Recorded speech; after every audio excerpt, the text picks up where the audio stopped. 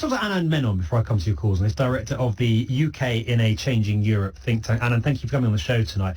Let's start with that question about the impact this might have, if we could. Do you think this will put pressure on other parties, particularly Labour, to sort of toughen up its pledges when it comes to our relationship with Europe? Or do you think that Labour and the Tories are absolutely resistant to any sort of conversation about reopening up that Brexit debate? Good evening. Hi. I think the Tories are absolutely resistant, and the reason is that a lot of Leave voters think that the Tories have messed Brexit up. That is to say, the Leavers who see Brexit as going badly don't think it's going badly because it was a bad idea. They see it going badly because it's been messed up by the government. Now, Labour are more interesting. Labour have shied away from saying anything at all about Brexit, really. But the interesting question here is how you introduce the Lib Dems, because yes, membership of the single market as a route to eventual rejoining is there in their manifesto. I think it had to be because Lib Dem members overwhelmingly support that. But I wouldn't be surprised at all if Ed Davey doesn't talk about that part of the manifesto again in this campaign, because the striking thing about the Lib Dems so far has been, this has been Lib Dem policy for a few years.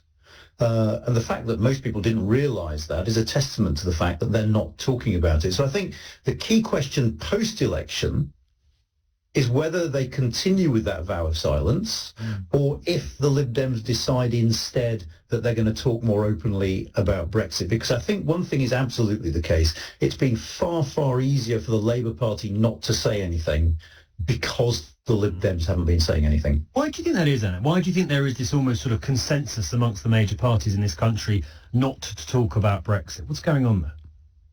Well, obviously we can exclude the SNP who want to talk about Brexit all the time, but I think there are different reasons. For the Conservatives, as I've said, it's because Leavers think that they've messed it up. For the Labour Party, several things, one of which is you're 20 points ahead in the polls, so something is working, isn't it? And, you know, why change strategy when you're winning so comfortably, I think is a powerful argument. Added to which, I think there's a sense Keir Starmer is a bit vulnerable on Brexit, because you remember Boris Johnson in PMQs with Keir Starmer, mocking him for being a Remainer, saying he's a turncoat, he'll try and take us back. Boris Johnson, in fact, in his column in the Daily Mail last Friday was doing the same thing again. So I think that there are good reasons why Labour want to keep quiet about it. The Lib Dems are more interesting.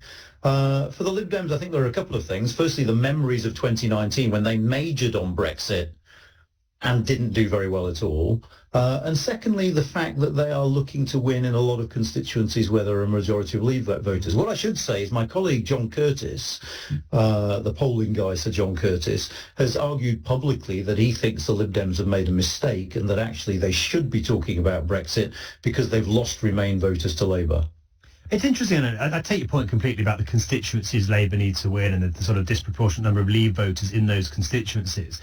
But it feels like Westminster and the sort of party leaders haven't really caught up with public opinion on this, because, correct me if I'm wrong, but the polls I've seen show that the majority of people in this country right now think that Brexit was a mistake and would like some sort of partial reversal of that, whatever that might look like.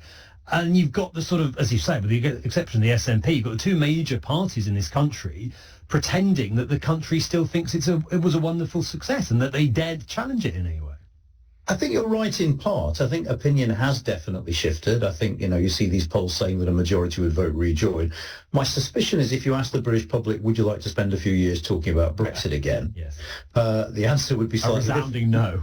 No, absolutely. And I think one of the interesting things is when it comes to salience, when it comes to how important people think this is, if you think back to the dog days of January 2019 and the meaningful vote, 70-odd% of people said Brexit was the most important issue facing the country. In fact, there was the week of the meaningful vote, when the viewing figures for BBC Parliament actually exceeded those for MTV, because everyone was sort of hooked on this sort of psychodrama. The number of people who now think that Brexit is the most important issue facing the country is, I think, 6 or 7%. Yeah. So actually, for a politician to major on something the majority of the country don't think is a priority would be strange. Yeah. Let's just talk about the actual policy that Lib Dems are talking about, if we could. Because regional and the single market, it has huge upsides when it comes to trade and investment and business. It's also contentious because that would presumably, mean the return of freedom of movement. It's contentious in three ways. It means freedom of movement, it means paying into the EU budget, and it means being a rule taker across the board. I mean, being a member of the single market without being a member of the European Union means for the vast majority of your economy, the European Union is setting the rules. So, for instance, it would be putting up with a situation which the Bank of England is leery about, where European countries get to set the regulatory framework for the City of London without the UK having a vote on that.